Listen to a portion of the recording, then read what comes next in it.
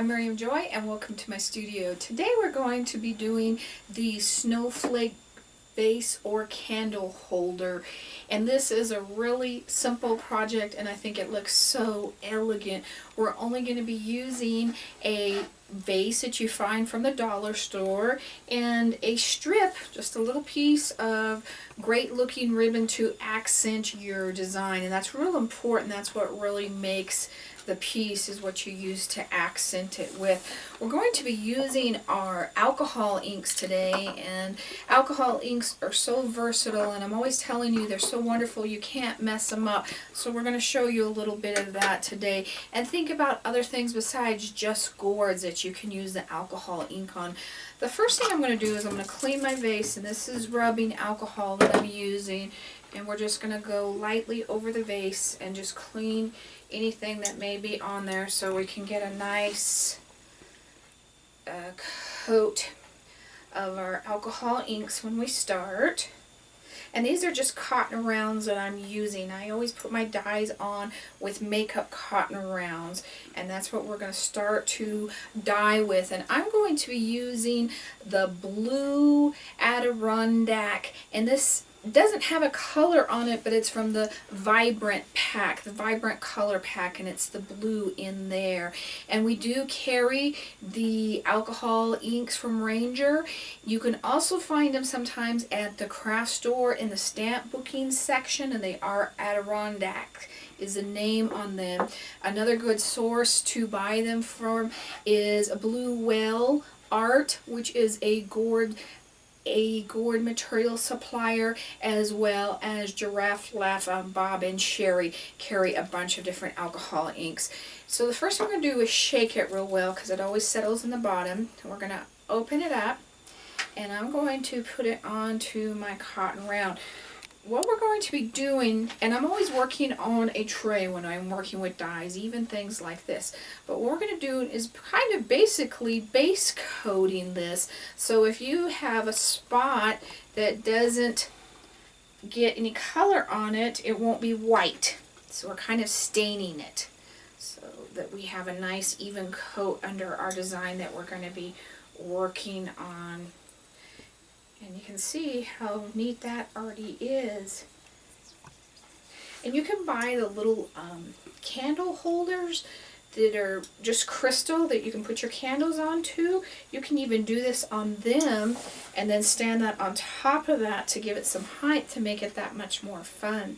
Now, we've already just put that on, and what we're going to do, and I'm going to start at the bottom, and don't lean it up very far because it just runs right out, and I'm taking it straight out of the bottle. And you can put it on, go around, or you can put it on a line at a time. Like I tell you, you can't mess this up, and it's going to expand. And I am working from the bottom up so that it runs down. So we have that design going down.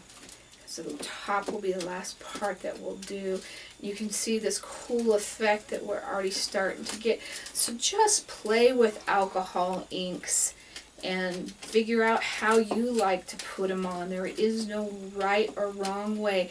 And I am barely just leaning this tip up. I'm not squeezing hardly at all. And this just comes running out. So you know how much pressure, if you squeeze on that, it's really going to come out. Now this does dry really, really fast. When we get into the metallic ones, they take longer to dry. And then this I could even heat set and it's okay, but the metallic, because it's got that thicker layer and it stays thicker, and if you heat it up, it kind of makes them stickier. So we don't want to really heat this guy up. So, especially on metallics, they have the ball to mix with, so you want to shake it really good. And I am going to be using pearl. And the pearl comes in a 2-pack, and it comes with copper. And the pearl is great because you can mix it with any color, and it makes it iridescent design and kind of a rainbowish. So we're just going to come back in this one. You could do a line kind of just like we did before, or you can just do little lines I'm just going to do, just kind of put some lines on. And you can come back and keep going over it and adding more, whatever you want to do. You can do this. You also can do your gourds like this. Start at the middle, keep going around and around and around. See how we're kind of getting that wintry feeling? And don't think of this just for Christmas. Think of this as a great January, February, winterish decoration. New Year's decoration too, kind of that winter feel to it.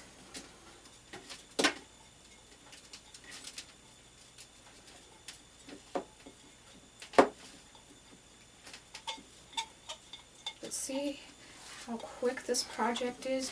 You can, and how inexpensive. You could go to the dollar store, pick up several of these, and they have a lot of Christmas ribbon right now too at the dollar store, so you've got all of those options. Now this is a little bit wet, so while that dries just a little bit more, let's talk about our snowflake here. Now you can buy any of the snowflakes in the dollar store. Carries a lot of snowflakes that have 5 or 6 to a pack that you can just glue right on here. This one I actually made with my glue gun, and I did a video to show you how to do that instead of wasting each time for all these different projects to watch again with the snowflake part. So if you want to know how to make it out of the hot glue gun, this is just hot glue and then the new Krylon Blast glitter, and that is silver on there. And we're going to take that, and I like to really class my snowflakes up. And you could even do this with a store-bought snowflake. My favorite right now on my snowflakes is the brads. And the brads are the hinges that make your arms and things move. Only they come in these fantastic different colors and designs and everything now. And I actually picked these up at Michael's. And they have a big section, and it's right next to the craft booking section. And I should have worn gloves when I did this, so wear your plastic gloves. I forgot to do that or tell you that as well. So this just really makes this elegant. So we're going to take our little brads and we're just going to cut them off. They have pearls and all kinds of fun things. Even have crosses. It'd be cool too. And we're going to take our hot glue gun and we're going to put it right in the middle. And we're going to glue that right on. And just see how that just adds so much to that. You could put rhinestones or anything you wanted on with that. And then take a piece of ribbon, and you want your ribbon just a little bit larger than your vase. I'm going to cut mine down just a tad because we don't want it showing by much. Yeah, that's dry. That's nice. The gold and the silver don't seem to dry as fast. The pearl's a little bit thinner, I think. I'm just taking my hot glue gun, getting that edge, and we're just going to wrap it around and just put that hot glue gun right around, right there. Now we're going to come over to our little snowflake, and we're going to figure out how we want him to line him up. And what I do is I line up this right with the inside of one of my snowflakes so that it completely covers up that seam. So we're going to put the glue right down again. And I'm using it on the low temp setting, so if I get into it I don't burn myself, and I am good at doing that. And we're just going to glue that right on. And that's only the spot you really want to glue it onto, because that's the only spot where it is flat against it. Otherwise you start to lose the shape of your snowflake. So you have that really nice and elegant vase. Isn't that pretty for as little time as we put into it? And think how many Christmas presents you could make. And once you have the basic supplies, it's just your vase and your ribbon, which is, gosh, you could probably do it for less than $2. I'll talk to you real quick about one more thing I did here. I took some glitter, some silver glitter, and I put on some snowflakes. Now, I don't think I would do this again. I kind of mimic the snowflakes here, but it kind of runs because it's a little bit heavier, and I notice that it's starting to lift. And I really don't think that it needs it. I think it almost takes away a little bit from the design. Now, you could use it with a vase with all of your white crystal branches coming out, which would be really, really pretty. Or as a candle holder, I would use just a flameless candle only for this design. So thank you for taking time to join me today. If you have any questions about this project, please email me at art@miriamjoy.com.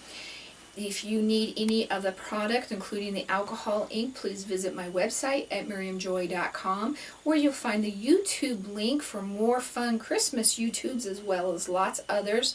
Be sure to check out the Snowflake video like we mentioned earlier, as well as the Facebook link where we have a bunch of fun contests going on.